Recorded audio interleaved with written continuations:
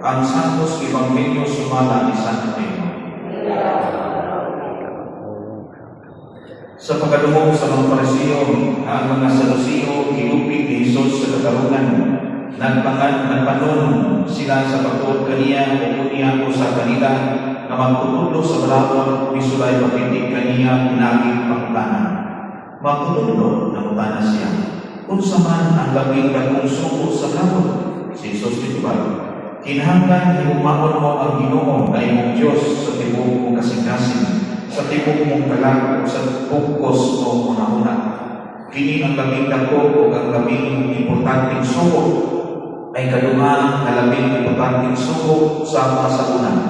Kinahanglan himumaon mo ang imong sikataw, ingon sa imong kagalingon.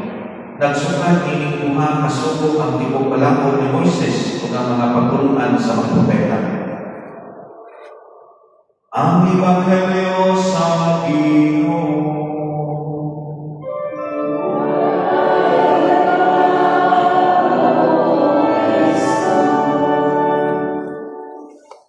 Ay, buta sa tayo.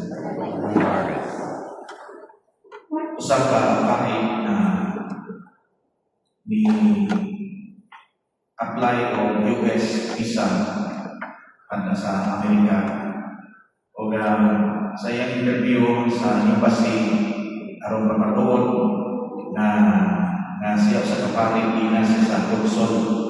Okay, if you are a priest, then enumerate the 10 commandments in order.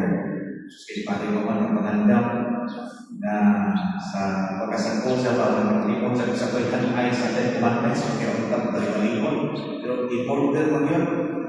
So, hindi mo sa pari na officer, don't you know that Jesus summarizes the 10 commandments into 2, and that is to love God and to love your neighbor.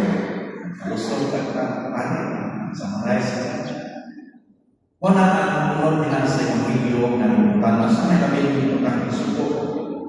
Ang balakon sa Ginoo, ningon si Jesus na iguma ang Diyos o iguma ang imong sikataw. Kaya po kita na the greatest commandment of all is to love. Ang ganay kami na akong suko ikan sa Diyos. Bisan pa po sa makalitagi niya sa Diyos ang tuwag niya na paghigugma. Paghigugma na sa Diyos o sa konsiktaw.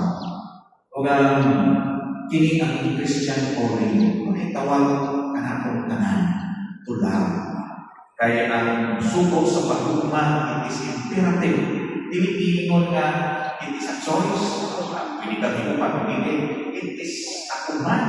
Kinangan buhaton.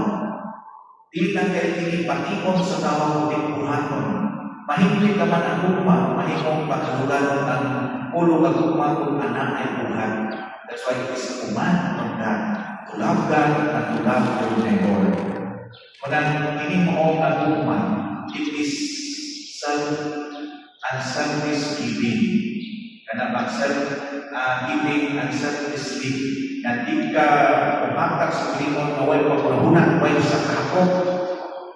Hugma na naningon sa John 3:16 na God so loved the world, He gave His only Son. Hugma siya, dahil buhat inong ihatag niya ang iyang anak. Meaning, ang kagandanan sa anak sa Ginoo, iyang ihatag alang sa katawan kung hugma siya. So, muna may suod, to love is to give self and selflessly. Kapag inyong ihatag ng Panginoon sa usap ka pinuhan, nawa ay hindi kanyan ito na iyong ihigugma siya o ihugos ini sa Panginoon. So, inanakin ang hugma. It is possible to give without loving, but it is impossible to love without giving. Kung tinon ka hugma, nakakyon ang paghatag. Para may suod na dinay ang hugma sa Ginoo nato, it is the foundation of all love towards our neighbor. Diba? Kung ikaw pa kasi Ginoo, then imo kayo makita nagpusan na si Kevon. Kaya mo naman cross ang atong hugma sa Ginoo, it is the vertical aspect, vertical direction. Na ikaw pa kasi Ginoo, madoo sa taas, vertical. Pero na ay horizontal aspect. Love your neighbor.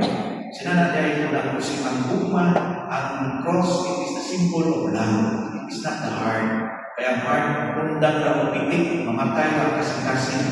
Pero ang cross, magpabiling ng imaan hangtod-hangtod. Unsa iuhat sa Diyos anak sa tao. Na kung ikaw ay umamon sa tikuray na sa Diyos, ay umamon sa ikaw na sa ulan.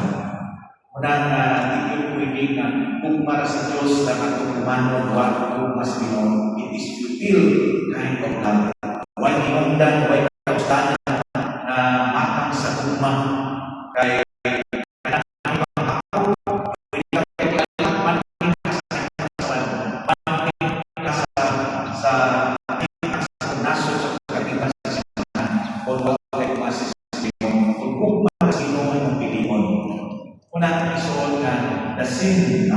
the greatest sin of today's society is selfishness, ang kahakot. Ay pwede kang inibahon, pero bakit di alam sa ban? Pwede ka pwedeng mahimong umawag sa Diyos, pwede ka umawag sa ban. Ang akong gugma sa akong nasod, ini expression sa gugma sa Ginoo. Unang isuon na isa calling. Love is a calling, Christian calling. Ang tanan ng mga apostolato, ang tanan ng mga buhat sa kalukoy, ang condition ng tanan is the love of God. Una ang isuon sa pagpapanegosyo, sa pagpapanagbago, sa asaman tayo sa isang kapag-usay o pagpapanabihan na mahimong ng matalo sa mga buhat kung kayo ano na talibugma. Diba? Na ang atong mga buhat sa kalukoy, makahuganon, ang atong relasyon sa Diyos na ay hinging ang tanan kung kay ang atong angkor ng tanan, nagsumikan ang tanan na sa lumas ng Ginoo. Naman ka, ginatong pagtambong sa Diyos ng isa, pagtambong sa mga katilibanon na pag-ampol sa manining atong impact karon. Ini-expresyon ng Ginoo sa lumas ng Ginoo. Kung ikaw man ako, ipagawas sa iyong simbahan, anak ang natulong sa atin na ginay ang akong kumahali ng ipiling bignis sa simbahan, piling pagkakorder sa simbahan.